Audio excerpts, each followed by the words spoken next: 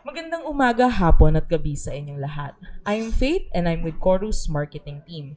And we welcome namin kayo to today's webinar titled Make Your Move, Starting as a Student. And at the end of this webinar, we'll also be holding a short Q&A with our expert para masagutan ang inyong mga tanong. Higit na isang dekada na siyang nasa immigration industry.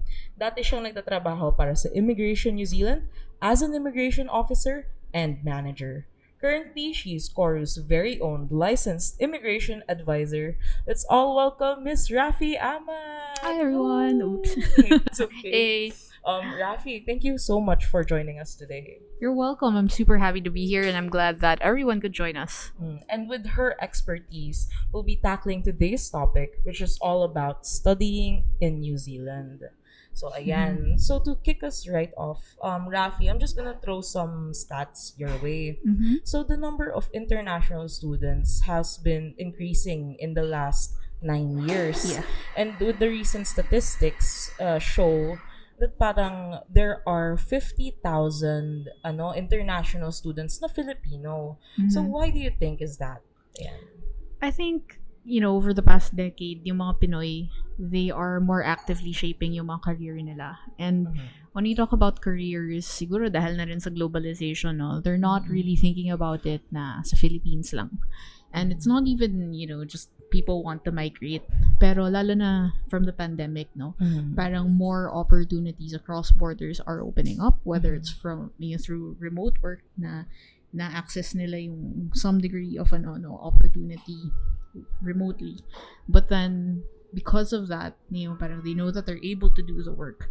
It also gives them more of an idea of global mobility. So yung na-realize nila yung skills nila can be transferred elsewhere. So when people are thinking about their careers and preparing for long term talaga, medyo naiisip nila yung international standards in terms of yung quality ng education. And when you do have yung international education na yun, nare-realize din nila na it opens up opportunities for them. So speaking of international education, usually pag sinabi nating international, the countries that come to mind are countries like the US, Canada, and Australia. Why are people now choosing New Zealand as their place to study? I think one of the primary reasons for New Zealand, is yung safety. So if you look at global rankings, like there is an index called yung Global Peace Index, which usually is associated with safety, New Zealand actually ranks as number 2. So na-outclass niya yung US, yung Canada, and Australia, which are yung usual na pinupuntahan ng mga students. But the other part is lifestyle and culture. So when you think about New Zealand, things like work-life balance are super important there. And then you also have yung multiculturalism. So parang medyo mas warm and welcoming to migrants compared to some of those other destinations. And I think one aspect of New Zealand culture na important din for migrants is they call it yung fair go. So fair go means as in like access to opportunities. Yung parang they believe in a lot of fairness and equality in that aspect. So, siya parang sa Philippines, na palakasan. Like, it's about who you know. So, sa kanila, it's like, put in the hard work, and you can trust na darating yung opportunities to progress. Parang their policies allow people talaga to progress in their different Yeah. And it's a cultural thing. It's not just like we talk about visas and that sort of policy, pero the culture itself na nire-reward niya yung ganun. Na hindi siya yung parang basta may kilala ka, it's already advantage. So there's a bit more of that yung as somebody na migrant, yung parang lalo na kung wala kang family members doon, diba, hindi ka pa established yung networks mo, for example, it's a bit more hospitable to people na really trying to venture out. That's really nice to hear. So how does studying in New Zealand open up these better job opportunities? So yung pag-aaral kasi in New Zealand, a lot of it also has to do with what you're choosing, no? So if you are choosing courses that have good employment outcomes, no, then that's one thing, right? The other part is the study in New Zealand gives you alignment in terms of yung employer's needs as well as yung expectations nila. So there are instances na you might have you might have studied already in the Philippines, no, but it might not be enough to catch the attention of a New Zealand employer. So, minsan, it's because, like, syempre, di mo ma-expect na yung New Zealand employer, kilala niya lahat ng overseas na schools, di ba? There's one part of that, but there's also yung sa kanila, yung familiarity nila with yung education system nila. Gives them the confidence na pag nag-aral ka dun, they understand what that means in terms of yung reliability ng worker and yung training nila. So there is a bit of that, and it also depends on the occupation. So there are some occupations na, let's say for example, yung may registration required, no. So yung studying in New Zealand sometimes allows you to qualify for that. So there are, let's say for example, we're thinking about teachers, no. It's possible na there's certain situations na even though teacher ka in the Philippines, you might not be able to get registration in New Zealand. So what you can do is you can choose something called an ITE. It's a initial teacher education. So a program na ganon that allows you to qualify for registration. So those are some of the aspects na can be a bit yung parang nag-bridge talaga ng education, yung gaps between employment and yung training. So you've mentioned one industry which is teaching. What other, parang ang tinatanong nila, dapat ganito yung aralin ko para makuha ko yung opportunity na yon. What other industries ba ang available for migrants to pursue in New Zealand?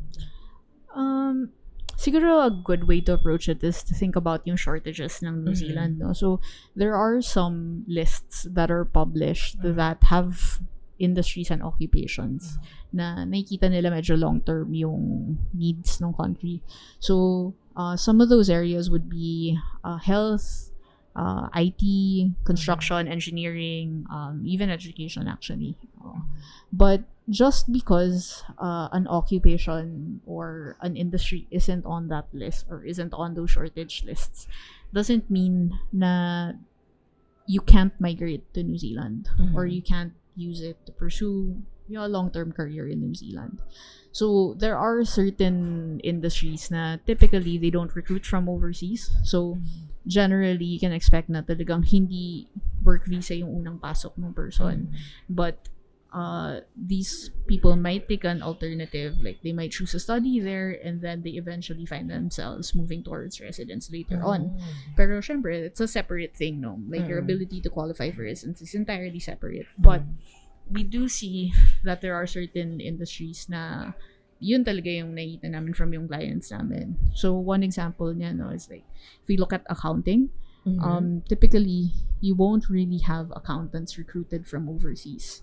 Like they're not really offered jobs from overseas, and understandable kasi you might be an experienced accountant pero syempre iba yung tax system in New Zealand, diba? So those are one of the examples, no, na parang studying in New Zealand does equip you for yung specific na context in New Zealand.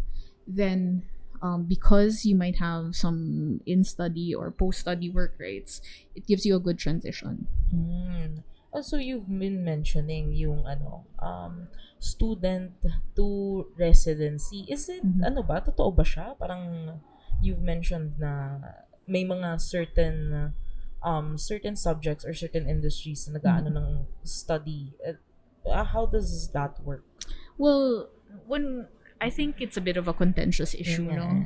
Kasi arguably, wala talagang tinatawag na student to residence pathway. And that's usually because when you talk about like visa pathways, those are official things. Like they're actually built into policy. So in that sense, wala talagang student to residence pathway kasi there is no like visa program that facilitates yung talagang mag-aral ka and then there's a promise of residence. Wala talagang ganun. But the reality of the situation is that because New Zealand's education is so good and there are genuine shortages and needs in like skill needs in New Zealand, there are a lot of students who do eventually transition to residence. But their ability to qualify for residence is independent. But oftentimes, yung mga student na dumadaan sa ganitong sa ganitong journey, they often rely on skilled employment for them to qualify for residence. And madalas, they are able to find those opportunities or na-explore nila yung skilled employment because of yung post-study work rates. So, if you choose the correct program, they offer yung it may lead, meron talaga siyang post-study work visa. It can lead to a post-study work visa. But yung post-study work visa itself doesn't guarantee residence. Yung yung work rights naman, yung in-study and post-study work, yung na-mention mo nga earlier, paano yun? What does it entail, the visa holder? So, yung in-study na work rights, when we say in-study, it means nakakapag-work ka habang estudyante ka pa. So part-time student, parang nagpa-part-time ka. Most of the time, it's part-time. So, that's about 20 hours per week yung cap niya during classes talaga. But there are actually some programs that allow you to have unlimited work rights while you're a student. Although, realistically, napaka-rare nun. Wala talaga. It's like virtually no student really does full-time work and full-time study at the same time. I mean, if you're pursuing, kunyari, higher, PhDs, diba? Kasi usually dun siya nangyari, like at PhD level. So, syempre kung nag-PhD ka, medyo mahirap for you to be in full-time employment at the same time. But, that's what in-study work rights means. So, it's the ability to work habang estudyante ka pa. Post-study work rights means after you graduate, it's your ability to work after successfully completing a course. So, not all programs will lead to post-study work visas, but when they do, they can be quite generous. So, yung range na might cover yung duration ng course. So, like, if you're taking a short program, baka lang siya, baka a couple of months. Pero if you're taking, let's say, for example, a master's, it could go up to 3 years. What sort of industries provide these types of opportunities? There are quite a few. So if you are looking at, we're still talking about post-study work rights, right?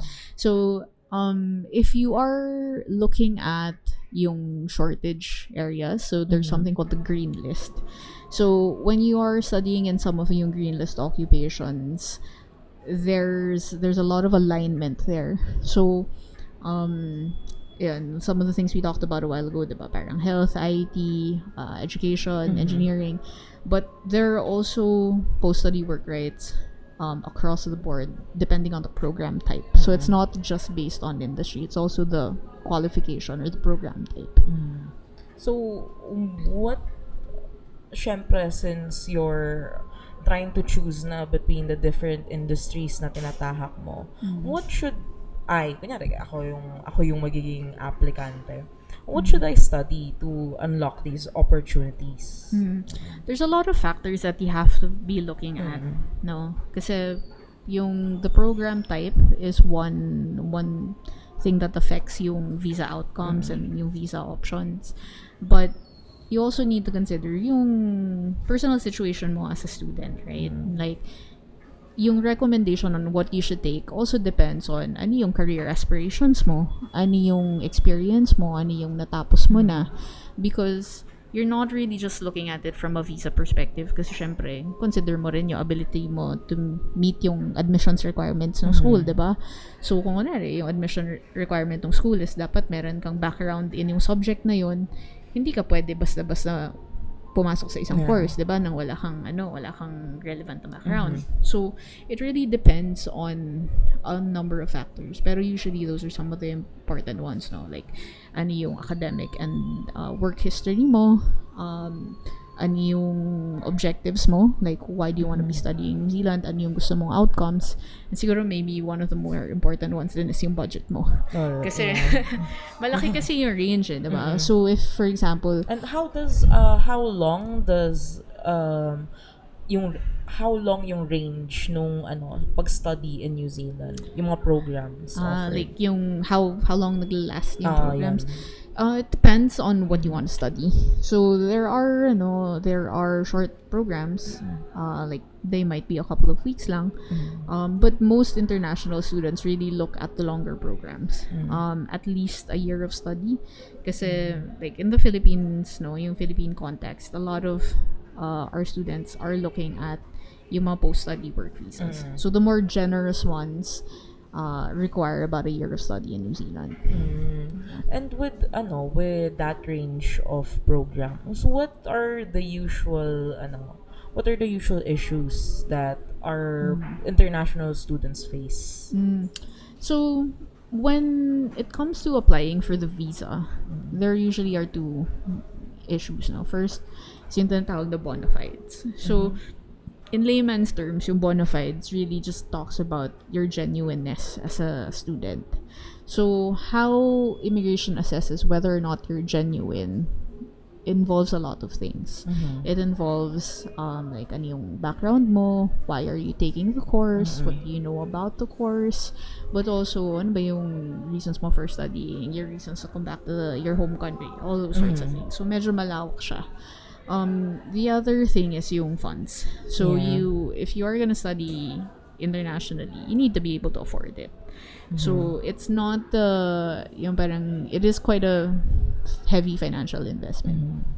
And I think isa sa mga common na sinasabi dito is yung show money. Parang is show money acceptable? I think isa yun sa mga diba? So I think we need to clarify what show money means, no? Kasi some people don't have the same concept. Pero like in immigration speak, when we talk about show money, it's usually money that's borrowed for the purpose of a visa application. So oftentimes yung applicant doesn't actually own the money, or after the application is done, ibabalik nila. So for a student, you really can't use show money, because the problem with the show money is that you are gonna have issues when it comes to immigration asking you to pay for the tuition fees, diba? Kasi number one, if you're studying in New Zealand, no, you basically pay for the program or at least 1 year na academic year. Kasi yung pinili mong program. Yeah, so let's say for example, you take, a program that's 1 year, babayaran mo yun ng buo. So, if hiniram mo lang yung pera, hindi mo siya pwedeng gastusin. Hindi mo siya pwedeng gastusin. But before you ever get the visa, you would have needed to spend for it, diba? Yung tuition fee. So, hindi talaga umuobra dun sa New Zealand yung show money. The other aspect of it then is very, very strict yung assessment ni immigration. So, they really do look at where the money comes from, how long you've had it, and that sort of thing before they make a decision on your student visa. So, in general, it's like when you talk about show money na yung hiniram, it's really not yours. It doesn't really work. Yeah. And with all this talk about show money, syempre yung real money naman yung natin. How much does studying in New Zealand usually cost? Depends on the program. So, diba, parang we mentioned na sometimes people are taking shorter courses. So, if you were taking a shorter course, expect mo mas mababa talaga yung tuition fees. But, like I mentioned, most Filipinos will study for at least a year. So, if you are, you're applying and you're just traveling by yourself, siguro it would be wise to prepare somewhere in the neighborhood of around 1.7 million pesos. 1.7 million. Yung 1.7 na yun, hindi naman yun outright na gastos. About half of that actually goes to your maintenance. So, yung kumaga baon mong, yung allowance mo, na bit-bit mo lang doon. So, Syempre, hindi mo naman Yeah. gagastasin yung baon mo ng 1.7, gastasin mo ng Oo, hindi isang so, buwan lang eh. No? Oo, hindi talaga siya ganun. Pero, syempre, the other part of that is, a large part of yung 1.7 na yun, mapupunta talaga dun sa tuition mo. So, if for example, mas mababa yung tuition fees na, nung education provider mo, yung school mo, bababa talaga yun, yung budget Especially, mo. considering, taking into account yung mga grants, scholarships probably. Yeah. Isa na So the lang thing yan. lang on the note of like grants and scholarships, no? Kasi some people think about international study and they really want to do it through a scholarship. Scholarships do exist in New Zealand, but for the large part, they are usually subsidies. So they're partial grants. So you can't really expect Parang aasa ka dun. Oo, so the vast majority of international students in New Zealand, if they are getting scholarships, it's a subsidized tuition fee. It's not yung parang sagot yung buong tuition fee mo tapos meron ka pang like kumbaga stipend. Does happen, like one of my cousins, that's actually how they moved to New Zealand. He got a full scholarship and it was for PhD level. So does happen, but in general most students will not have yung talagang full ride na scholarship. You've mentioned earlier na yung 1.7 million traveling alone lang. Is it possible ba for people on student visas to bring along their families? Yes. So there are visa categories that are specifically for yung family members ng estudyante. Depending on your course, sometimes you're also able to bring yung partner or spouse mo on a work visa habang nag-aaral ka pa lang. And when that happens, like if you have kids together, nadadala nyo rin as, we call them domestic students. So domestic students, yung mga bata, they don't pay for international tuition fees. Okay. So medyo parang, say for example, you're a family of 4, medyo parang buy one, get 3 yung deal. That's one of the reasons bakit medyo attractive talaga in New Zealand, especially for families, no? Kasi there are options for them to be able to bring family members. Tapos, yung family members naman na yun, they're able to, they can travel together and they have a bit more of a couple of options. And isa sa mga points earlier sa New Zealand is yung openness or yung parang inclusivity. Yung sa family, di ba, pwede, kinoconsider din nila yung mga live-in partners as, That's right. So, when you talk about partners, we're not just thinking about, yung mag-asawa. So, whether it's yung here na parang common law, like you've lived together for several years, or maybe hindi pa ganun katagal, but you are living together. Those are recognized relationships in New Zealand. So, it's really based on living together. Syempre, kailangan genuine and stable yung relationship. Yeah. With all these nuances of applying for a student visa, how does Koru help with the process?